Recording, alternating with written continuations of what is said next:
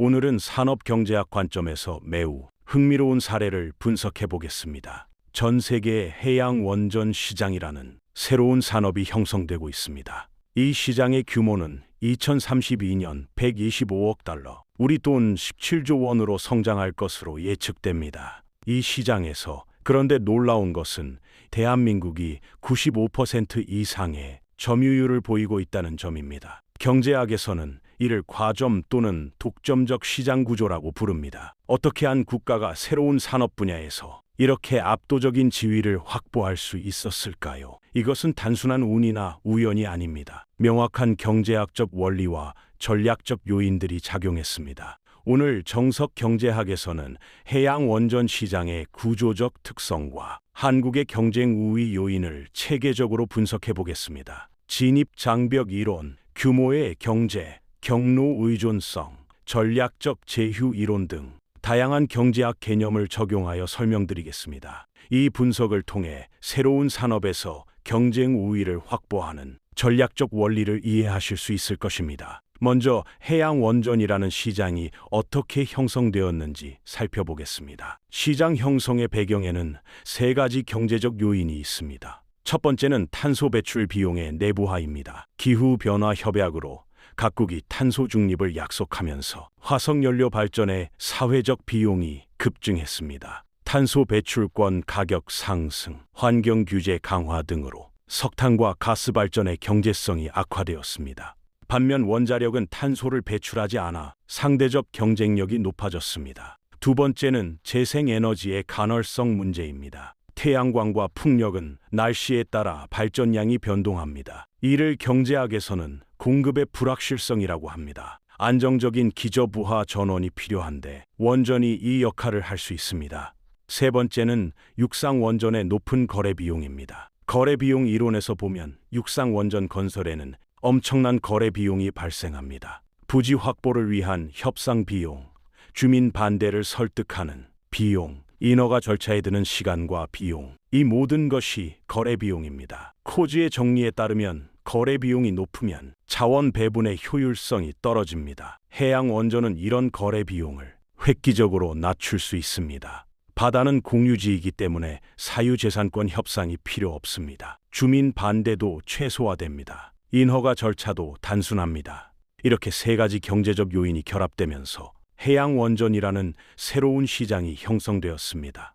그렇다면 이 시장의 구조적 특성은 무엇일까요? 산업조직론 관점에서 분석해 보겠습니다.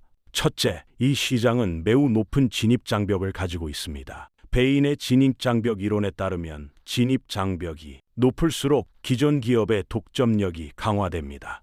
해양 원전 시장의 진입장벽은 다음과 같습니다. 기술적 진입장벽이 있습니다.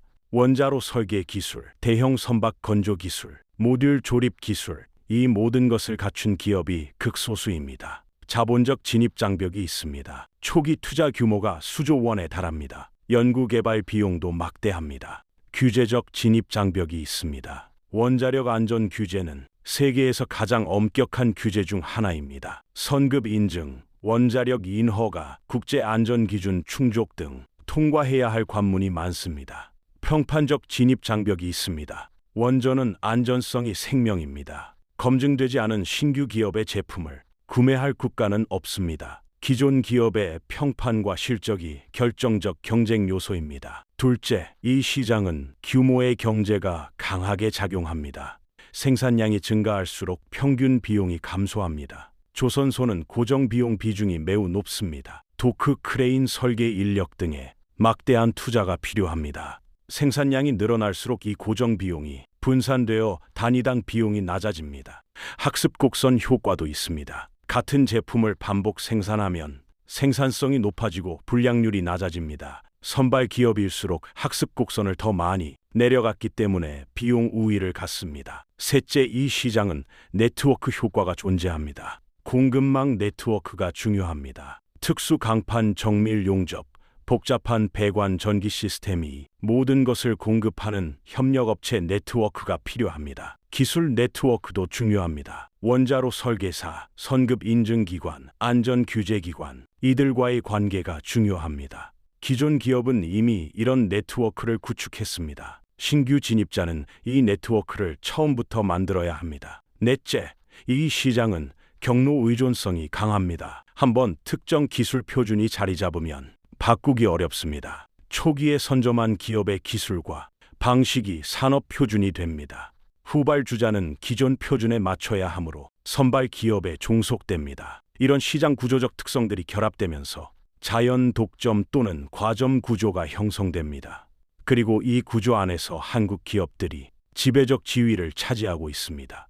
경쟁 우위 이론의 대가 마이클 포터는 경쟁 우위의 원천을 차별화와 비용 우위로 설명합니다. 한국 조선업은 이 두 가지를 모두 가지고 있습니다. 먼저 차별화 요인을 분석하겠습니다. 한국 조선업이 가진 가장 큰 자산은 특수자산입니다. 경제학에서 특수자산이란 다른 용도로 전용하기 어려운 자산을 말합니다. 한국 조선업의 특수자산은 무엇일까요? 첫째, 물적 특수자산이 있습니다. 거대한 도크와 골리앗 크레인입니다. 삼성중공업 거제조선소의 도크는 길이 640m, 폭 92m입니다. 세계 최대 규모입니다. 골리앗 크레인은 한 번에 1,400톤을 들어올립니다. 이런 시설은 수조 원의 투자가 필요합니다. 쉽게 복제할 수 없습니다. 둘째, 인적 특수자산이 있습니다. 숙련된 엔지니어와 기능공입니다. LNG선을 설계하고 건조하는 기술은 책으로 배울 수 없습니다.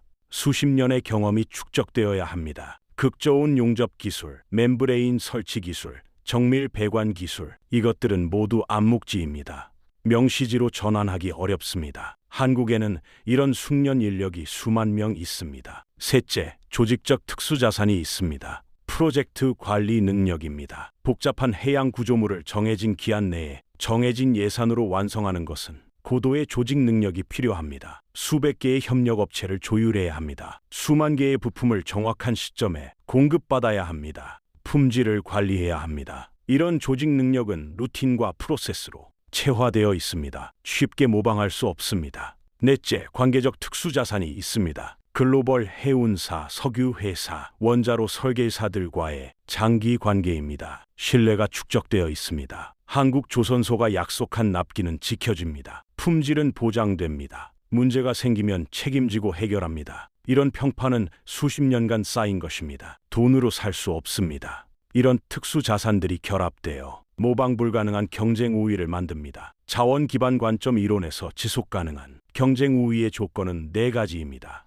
가치 있고 희소하고 모방하기 어렵고 대체 불가능해야 합니다. 한국 조선업의 특수 자산은 이 네 가지 조건을 모두 충족합니다. 해양 원전을 만들기 위해서는 이런 특수 자산이 반드시 필요합니다. 그리고 이 특수 자산을 보유한 국가가 한국밖에 없습니다. 두 번째, 경쟁 우위 요인은 규모의 경제와 범위의 경제입니다. 규모의 경제는 생산량 증가에 따른 평균 비용 감소를 의미합니다. 한국 조선업은 세계에서 가장 큰 규모를 자랑합니다. 2024년 한국 조선 3사의 수주액은 700억 달러를 돌파했습니다. 이는 중국 전체 조선업 수주액보다 많은 금액입니다. 이렇게 큰 규모는 어떤 이점을 가져올까요? 첫째, 고정 비용의 분산입니다. 도크 크레인 설계센터 등에 투자한 수조 원의 고정 비용이 많은 선박에 분산됩니다. 선박 한 첩당 고정 비용 부담이 줄어듭니다. 둘째, 구매력의 증대입니다. 대량으로 구매하면 가격 협상력이 높아집니다. 특수 강판, 엔진 전장품 등을 대량 구매하여 단가를 낮춥니다. 셋째, 전문화의 이점입니다. 규모가 크면 작업을 세분화하고 전문화할 수 있습니다. 용접만 전담하는 팀, 배관만 전담하는 팀, 전기만 전담하는 팀, 전문화는 생산성 향상으로 이어집니다.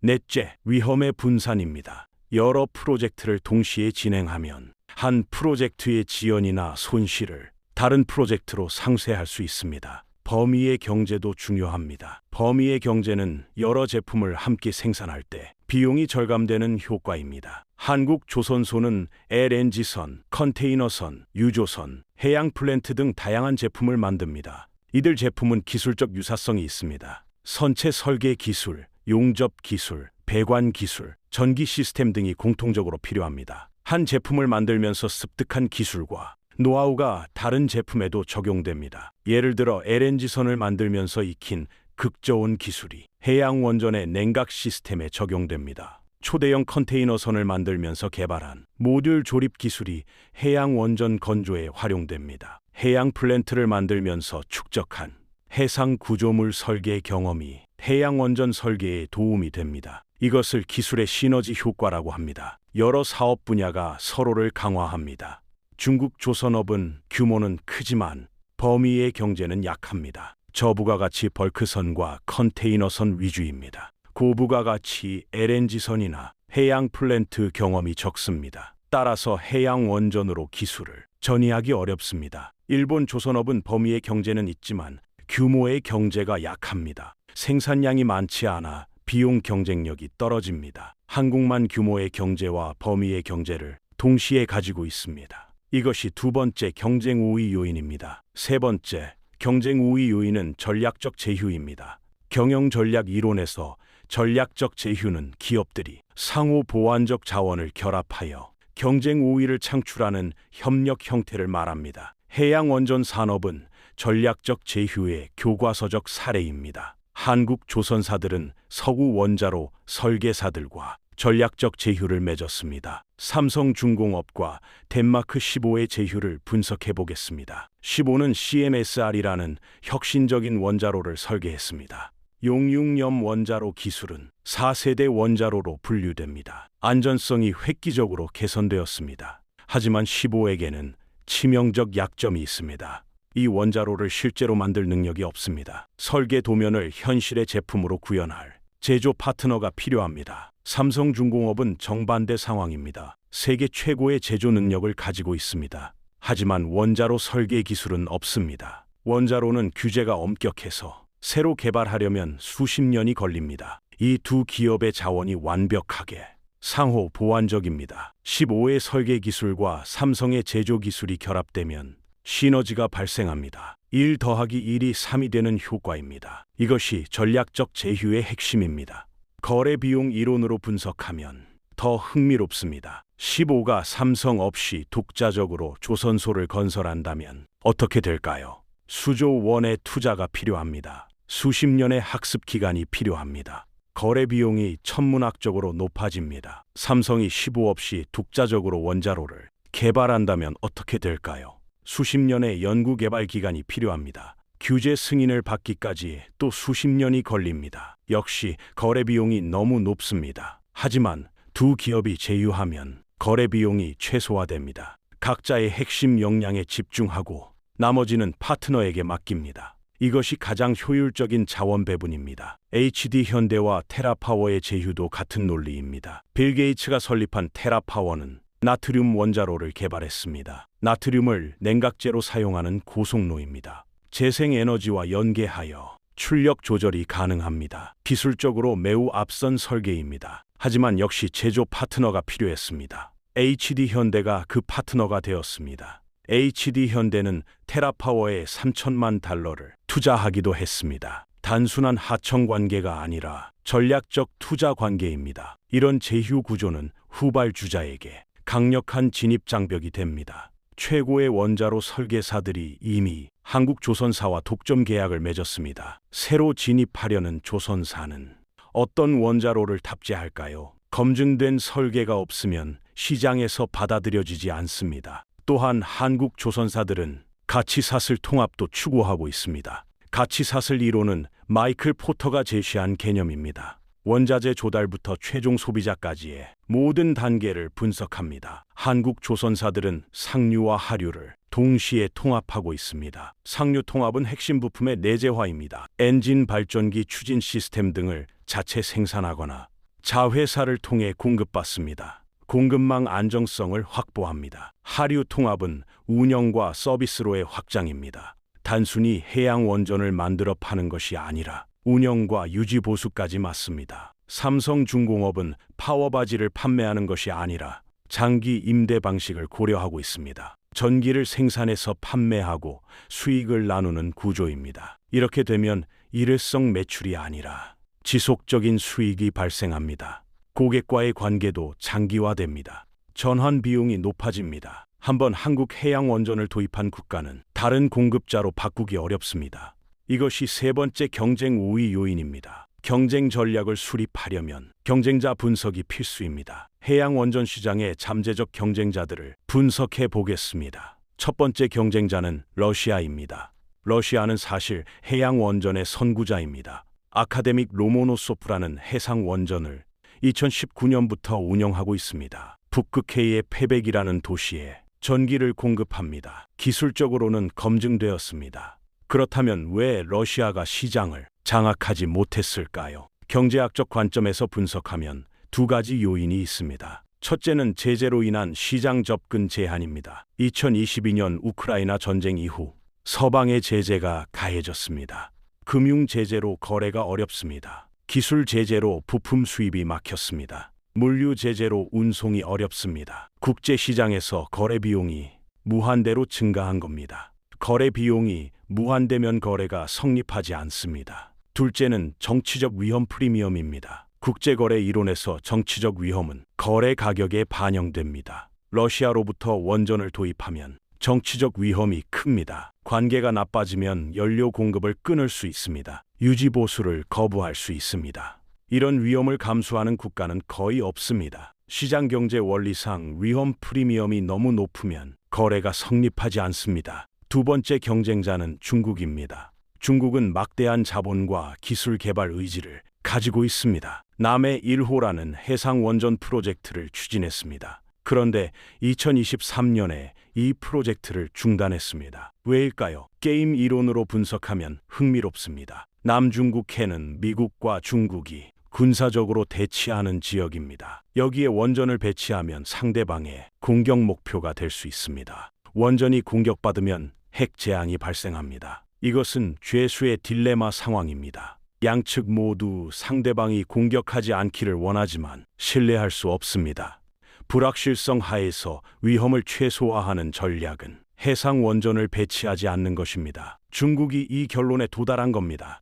또한 중국 해양 원전의 수출 가능성도 낮습니다. 신호 이론에서 보면 제품의 품질을 신호로 전달해야 합니다. 중국 원전은 아직 신뢰할 만한 신호를 보내지 못했습니다. 서방 국가들은 안보 우려로 중국 원전을 도입하지 않습니다. 개발도상국들도 안전성을 신뢰하지 않습니다. 시장 실패가 발생하는 겁니다. 정보 비대칭으로 인한 역선택 문제입니다. 구매자는 품질을 확인할 수 없습니다. 검증되지 않은 제품은 시장에서 퇴출됩니다. 세 번째 경쟁자는 일본입니다. 일본은 기술력이 있습니다. 조선업도 여전히 경쟁력이 있습니다. 하지만 치명적 약점이 있습니다. 후쿠시마 원전 사고 이후 원전에 대한 국내 반감이 극심합니다. 정치 경제학 관점에서 보면 이익 집단 정치가 작용합니다. 반핵 단체들의 정치적 영향력이 큽니다. 원전 관련 투자나 수출에 국내 정치적 제약이 큽니다. 기업들이 원전 사업에 적극적으로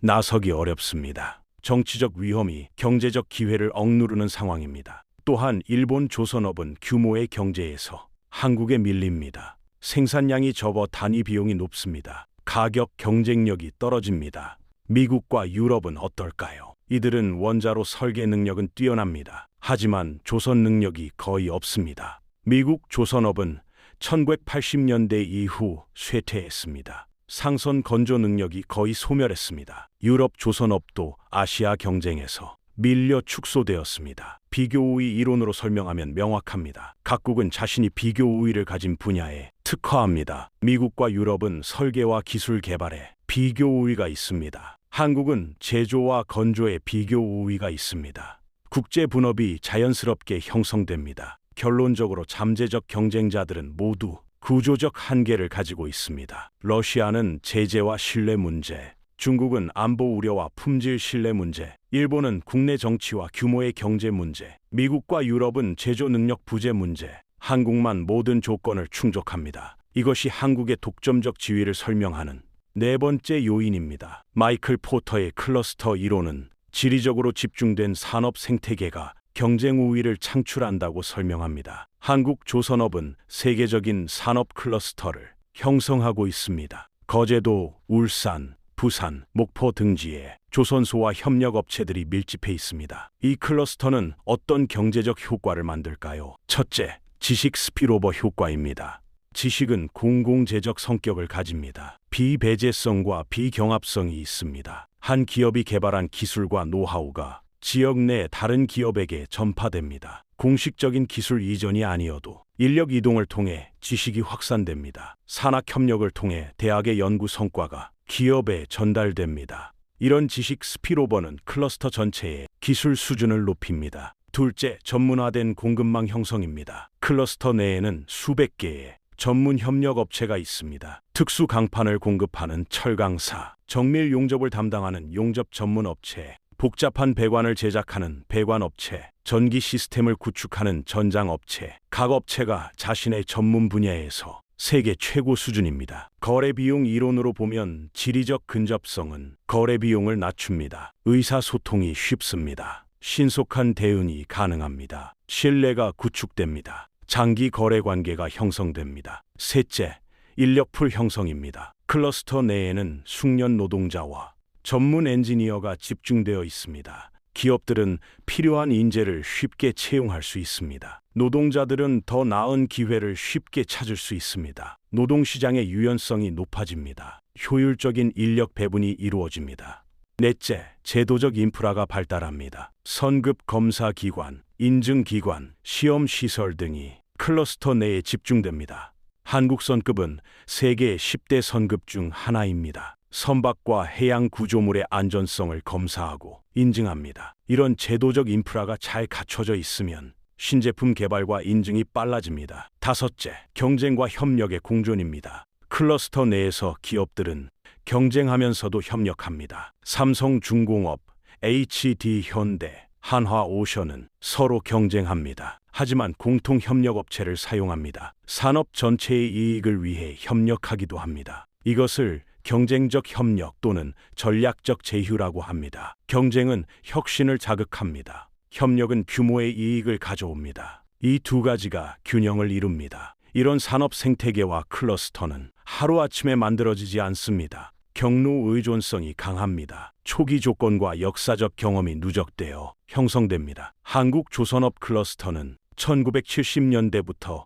50년 이상 발전해 왔습니다. 이 기간 동안 수천 척의 선박을 만들었습니다. 수만 명의 숙련 인력을 양성했습니다. 수백 개의 협력업체가 성장했습니다. 이런 생태계를 다른 나라가 단기간에 복제하는 것은 불가능합니다. 막대한 투자와 긴 시간이 필요합니다. 이것이 한국의 지속 가능한 경쟁 우위를 설명하는 다섯 번째 요인입니다. 이제 시장 전망과 한국 기업들의 전략을 분석하겠습니다. 시장 예측 모델에 따르면 해양 원전 시장은 고성장이 예상됩니다. 2025년 시장 규모는 35억 달러입니다. 연평균 성장률이 16%로 예상됩니다. 2029년에는 64억 달러, 2032년에는 125억 달러 규모로 성장합니다. 이 성장을 견인하는 요인은 무엇일까요? 첫째, 탄소 중립 정책의 강화입니다. 각국이 2050 탄소 중립을 선언했습니다. 이를 달성하려면 청정에너지 비중을 대폭 높여야 합니다. 재생에너지만으로는 부족합니다. 안정적인 기저부하 전원으로 원전이 필요합니다. 그런데 육상 원전은 건설이 어렵습니다. 해양 원전이 대안으로 부상합니다. 둘째, 도서지역과 개발도상국의 전력 수요 증가입니다. 인도네시아, 필리핀 등 동남아시아 도서 국가들, 아프리카 해안 국가들, 중남미 도서 국가들, 이들은 전력이 부족하지만 송전망 구축이 어렵습니다. 해양 원전은 이들에게 이상적인 솔루션입니다. 셋째, 해운업의 탄소 중립 압박입니다. 국제해사기구는 2050년 해운업 탄소 중립을 목표로 합니다. LNG 추진, 메탄올 추진 등이 대안으로 거론됩니다. 하지만 원자력 추진이 가장 근본적인 해결책입니다. 탄소 배출이 제로이고 연료 교체 주기가 수십 년입니다. 초대형 컨테이너선 유조선이 원자력으로 전환될 가능성이 높습니다. 이 세 가지 요인이 결합되면서 시장이 빠르게 성장합니다. 그렇다면 한국 기업들은 어떤 전략적 포지셔닝을 하고 있을까요? 포터의 본원적 전략 이론으로 분석해 보겠습니다.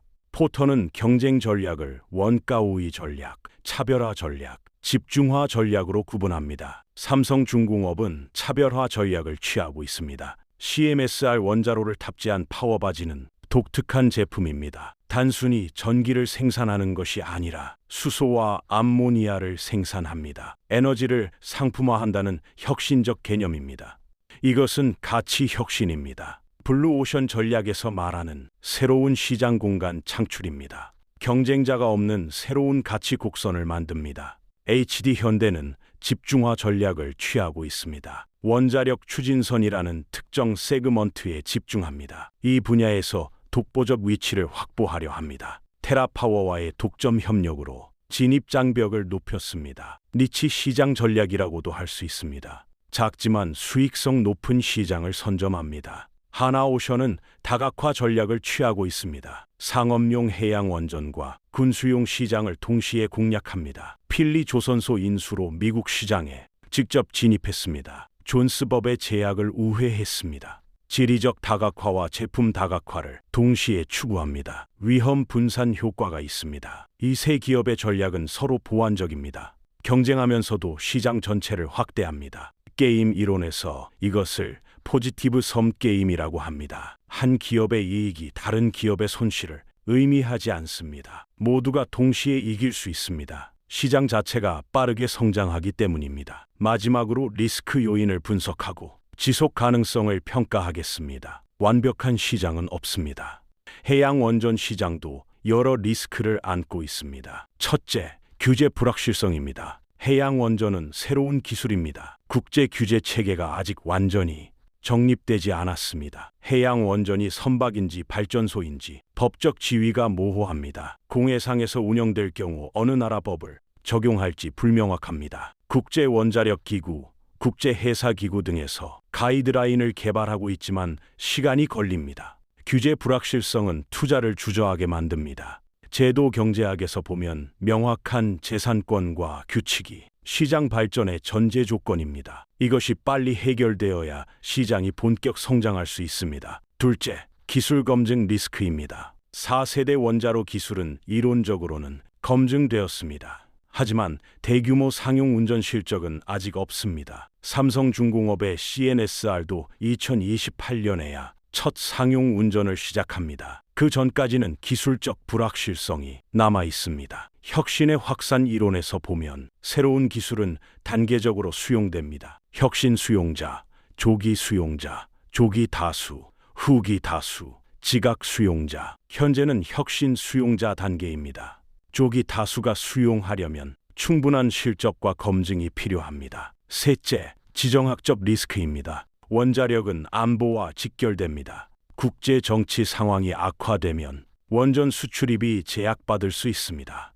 한미 원자력 협정도 변수입니다. 미국 기술이 포함된 원자로를 제3국에 수출하려면 미국 승인이 필요합니다. 정치적 마찰이 생기면 승인이 지연되거나 거부될 수 있습니다. 넷째, 경쟁 심화 가능성입니다. 현재는 한국이 독점적 지위를 누리고 있습니다. 하지만 시장이 성장하면 새로운 진입자가 나타날 수 있습니다. 중국이 안전성을 개선하여 시장에 진입할 수 있습니다. 유럽이나 미국이 조선 능력을 재건할 수도 있습니다. 경제학의 기본 원리상 초과 이윤이 있으면 진입이 발생합니다. 진입 장벽이 높지만 영원히 뚫리지 않는 장벽은 없습니다. 다섯째, 기술 패러다임 전환 리스크입니다. 핵융합 같은 차세대 에너지 기술이 등장할 수 있습니다. 소형 모듈 원자로가 더 진화할 수 있습니다. 육상 배치가 가능한 초소형 원자로가 개발될 수도 있습니다. 기술 혁신은 기존 기술을 진부화시킵니다. 슈페터의 창조적 파괴입니다. 이런 리스크에도 불구하고 한국의 지속 가능한 경쟁 우위는 상당 기간 유지될 것으로 보입니다. 그 근거는 무엇일까요? 첫째, 선발자 우위가 강력합니다. 경로 의존성이 강한 산업입니다. 한번 확립된 기술 표준과 공급망은 쉽게 바뀌지 않습니다. 둘째, 진입 장벽이 여전히 높습니다. 자본, 기술, 규제, 평판 모든 면에서 진입이 어렵습니다. 셋째, 학습 효과가 누적됩니다. 한국 기업들은 실제 프로젝트를 수행하면서 지속적으로 학습합니다. 학습 곡선을 따라 내려가면서 비용은 낮아지고 품질은 높아집니다. 후발주자는 이 학습 격차를 따라잡기 어렵습니다. 넷째, 네트워크 효과가 강화됩니다. 더 많은 프로젝트를 수행할수록 공급망이 강화됩니다. 기술 생태계가 발전합니다. 고객 기반이 확대됩니다. 이것이 선순환을 만듭니다.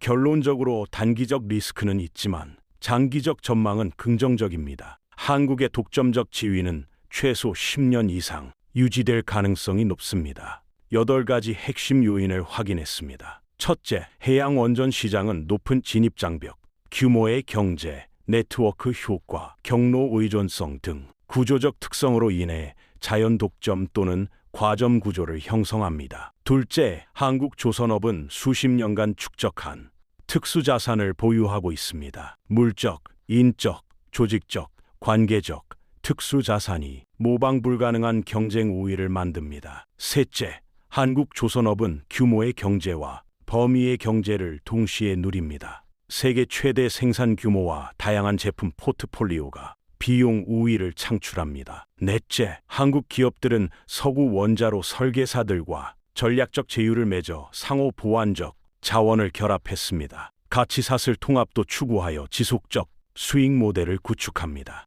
다섯째, 잠재적 경쟁자들은 모두 구조적 한계를 가지고 있습니다. 러시아는 제재, 중국은 신뢰 문제, 일본은 국내 정치 문제, 미국과 유럽은 제조 능력 부재. 여섯째, 한국조선업 클러스터는 지식 스필오버, 전문 공급망 인력, 풀 제도적 인프라 등으로 강력한 경쟁 우위를 제공합니다. 일곱째, 시장은 2032년까지 125억 달러로 성장이 예상되며 한국 기업들은 차별화, 집중화, 다각화 등 상호 보완적 전략으로 시장을 분할합니다. 여덟째, 규제, 불확실성 기술 검증, 지정학 등 리스크가 있지만 선발자 우위와 진입 장벽으로 한국의 지위는 지속 가능합니다. 이 분석이 주는 시사점은 무엇일까요? 경쟁 우위는 우연히 얻어지지 않습니다. 장기적 투자, 전략적 제휴, 생태계 구축 등 체계적 노력의 결과입니다.